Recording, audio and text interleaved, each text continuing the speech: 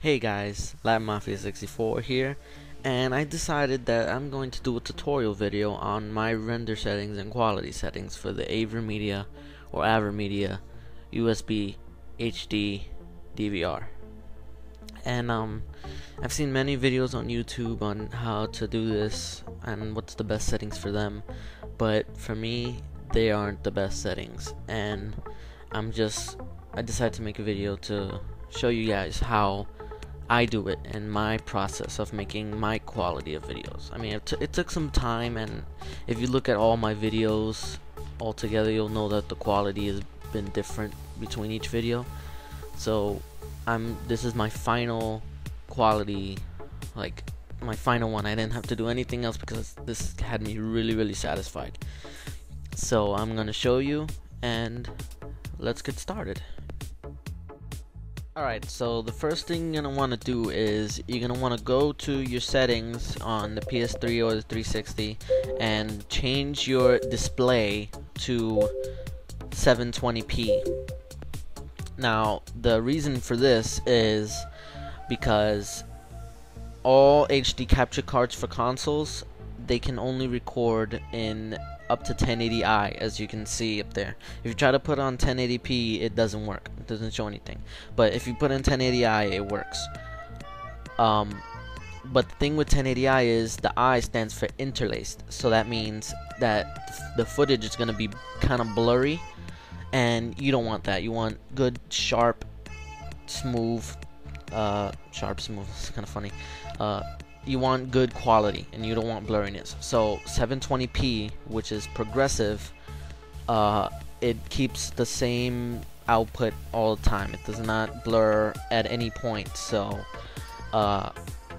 it actually is better than 1080i. And the aspect ratio, not the aspect ratio, but the dimensions, the 720 versus 1080, it really doesn't make a difference on YouTube because, you know, it's all gonna look the same. The only time it makes a difference is on TV, but we're not watching on TV, we're watching it on YouTube. So yeah. Alright, the next thing you're gonna want to do is you're gonna want to open up the software that came with the AVerMedia USB DVR, and then you're gonna click on record video, and it's gonna bring up the recording thing, whatever. Right now I have Halo Reach on there, and I'm going to show you the settings. So first things first, it's going to show you that you have it in 1280 by 720, which is good because that's exactly what we put beforehand. Next thing you're going to look at is, well, actually first you should look at this and make sure this is YPBPR, and that's just basically the component cables, which you should have hooked up to your DVR in the first place.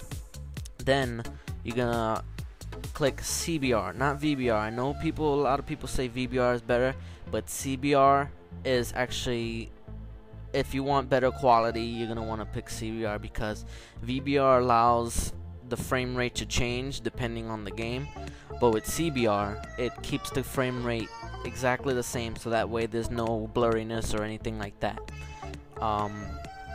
Yeah, so then you're gonna wanna, for the bit rate, you're gonna wanna put 8,000 kilobits per second. Then you can't change this, so leave it as is. And the audio bit rate, leave it at the highest, which is 384 kilobytes per second.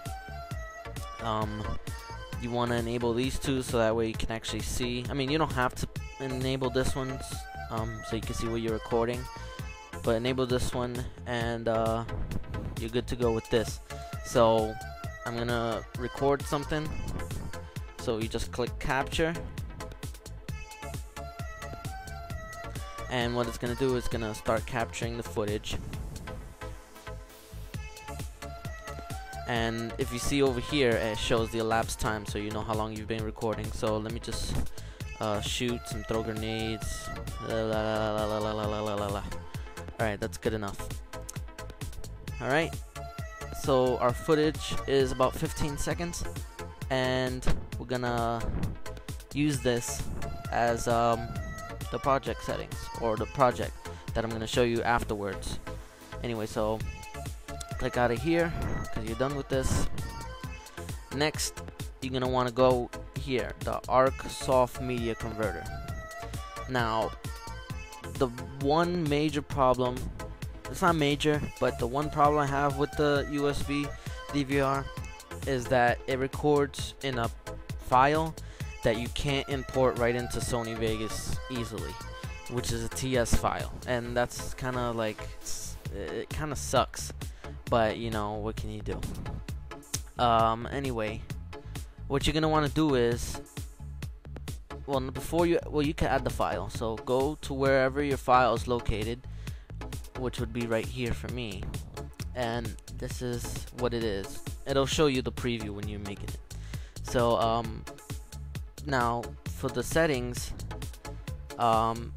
make sure you have it to Sony. Even if you're using the 360, make sure you have it on Sony and Sony PS3, because that file format is easier to work with than if you're doing with Microsoft Windows Media Video.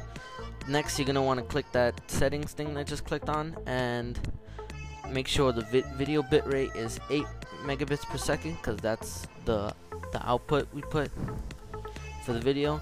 Make sure it's 30 frames per second, 1280 by 720, and put stretch.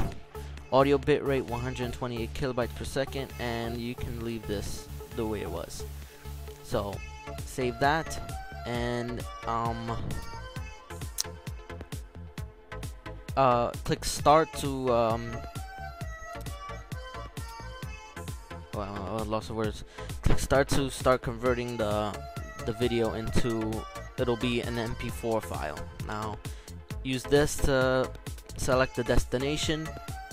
My destination is desktop, so I don't have to worry about that. So just click start, and and this takes kind of a long time depending on how long your clip is, but since mine is only 15 seconds, it should probably take about a minute or so to do this. So I'll just leave it to go because it shouldn't take that long anyway. So let me click this out because you don't need it anymore. Yeah. Now the reason you're converting it, I told you this because it doesn't work with Sony Vegas. The Hauppauge, however, does output a file that makes it easier to render with, but I just think that this is, like, if you want to get this is gonna be the reason why. This is gonna be either your make or break with this, but it's not really that big of a deal. See, 55 seconds a minute. I mean, I don't know. I prefer this one because it just looks better than the Hauppauge. But I would recommend this one over the Hauppauge still.